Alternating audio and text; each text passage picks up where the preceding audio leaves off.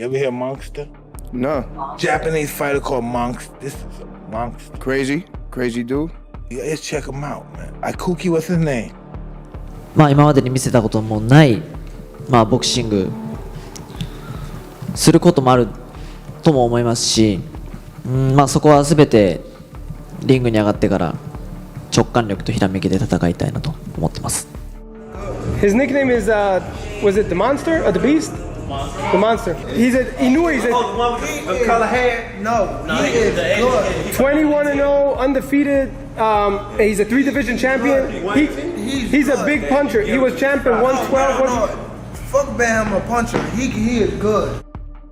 Now I'm in my weight. Before I was fighting guys bigger than me. Now I'm in my weight. Let's go monster hunting, he said. Yes, I think so. They're gonna 10 champions is a lot of champions. Right. And I think the level in Japanese boxing is going up. Yep. And I think we are getting the respect that we deserve. One of the best boxers in the world, regardless of weight class, Naoya Inoue of Japan, who recently became the undisputed world champion in Super Bantamweight, is winning the hearts of boxing fans worldwide. He has definitely dispelled the myth of knockout power, proving that you don't have to be big and strong to knock out your opponents. At 31 years old, Inoue has an exceptionally high knockout percentage for a boxer competing in the lighter weight classes. In 11 years, only 3 fighters have managed to go the distance with him. Inoue's knockout rate is incredibly high. Through his knockouts, he popularizes boxing as a sport. He can knock out opponents who are larger than him, and spectacular knockouts have long been an integral part of the Japanese monster's career.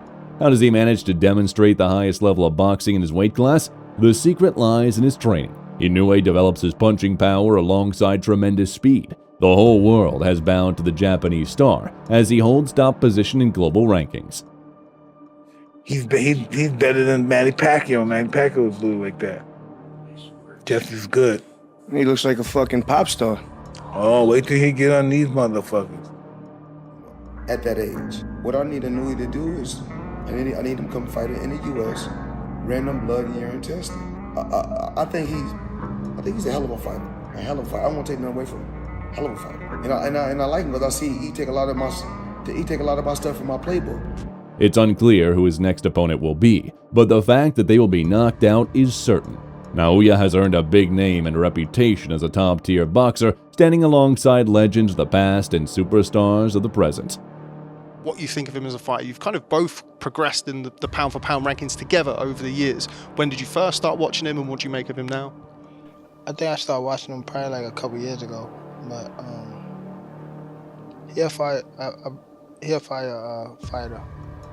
He's definitely someone he got the whole package. I believe so. If you want to see a fighter that got the whole package, he's one of them. Definitely, for sure. Currently, the Japanese monster is one of the biggest names, not only in his weight class, but also several weight classes above. Stars like Tank, Shakur, and Garcia are eager for a fight with him. But Naoya is at a level where he has the privilege to pick and choose his opponents. His career is a shining example of a perfect boxing career. Naoya is definitely a deserving and legendary champion of his time. He has earned recognition from fans worldwide, is well regarded by fellow boxers, makes millions, and any of his fights sell out within hours of being announced. But has Inoue's career always been so flawless? Clearly not. Every champion has their judgment night, and for the Japanese star, that night was against Nonito Donaire. When Naoya Inoue faced Nonito Donaire in the final of the World Boxing Super Series in the Bantamweight division in the November 2019 to unify 2 world titles, no one expected it to be such competitive and a thrilling fight. Inoue, the younger fighter rapidly rising in the pound-for-pound rankings, had achieved 8 consecutive knockout victories. Donaire had just returned to the 118-pound weight class after a loss to Carl Frampton in a fight for the interim featherweight title, and he was considered the underdog in his bout against the Japanese fighter. When it goes about the Ali Trophy, we look to find the best. The best not at the end of their careers, but at the best time of their careers. We feel that Nonito Donaire, when he came into the tournament, he was at the wrong weight. He came down to bantamweight. He's shown his size. He's made his size count in fights. He's made his experience count in fights. And at the same time, we've witnessed the rising of the star of Japan, Naoya Inoue.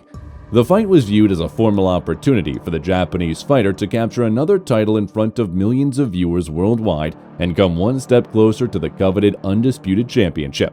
Experts assured fans that Donaire would be just another highlight in Inoue's career, that Donaire had no chance of taking his fight and shocking the world.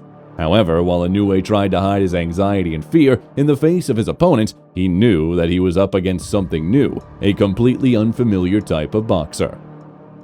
Finally, that's the honest feeling for myself. A year ago, this tournament has been started. A year later, I'm in the final. And I'll be fighting against Nonito Donaire that I wished for. So I'm very grateful for that. While many experts viewed the first fight as a potential abrupt end to Donaire's Hall of Fame career, his pride, experience, boxing skills, and immense will made this bout a memorable part of boxing's rich history. Inoue was able to immediately make an impact in his game-changing attack. This tactic achieved 3 important results. First, targeting the body helped him quickly establish distance. Secondly, it rapidly broke down Donaire's defense as he tried to block the punches. Third, it allowed Inoue to find his target more easily. Inoue sustained a fracture to his right orbital bone from a powerful left hook delivered by Donaire at the end of the second round. Inoue's body language during the round indicated he was having vision problems in his right eye, and he covered it with his right glove. Donaire continued to press forward to set the pace, but his corner must have advised him to use more jabs to control the space. His punches and level-changing feints allowed him to land some effective shots from below. Using a pendulum-like footwork, Inoue increased the distance, first moving into the attacking range and then out, drawing reactions from Donaire. It was in these moments that the Japanese fighter was a step ahead of his opponent. Despite all the pressure, the damage taken, Inoue had proved to be more technical than Donaire, earning him the unanimous decision victory.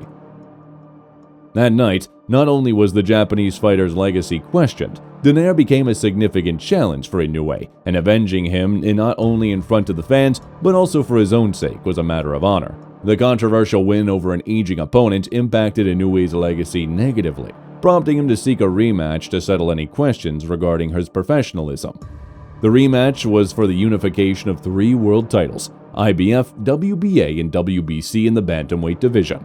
The second fight carried an element of intrigue. Experts were divided. Some believed Donaire knew how to defeat Inoue and might achieve what no one else had. Others thought the first fight was a mistake and a simple underestimation by Inoue, meaning the Japanese fighter needed to successfully avenge himself and defeat Donaire. But the second bout ended much quicker than anyone expected. From the first start of the round, Donaire tried to impose pressure, but Inoue was elusive on his feet and controlled the situation with his jab. At the end of the first round, the Filipino fighter was caught with a counter right hand to the orbital area and went down. At the beginning of the second round, Donaire was stunned by a left hook. Soon after, the situation repeated, and after a finishing blow, he fell again. The referee intervened and stopped the fight. Thus, the Japanese monster answered the questions about that night when he almost lost everything he had. Now Inoue tops the world rankings and knocks out all his opponents. He is the embodiment of boxing in the bantamweight division, but he will never be able to forget that night when he almost lost it all.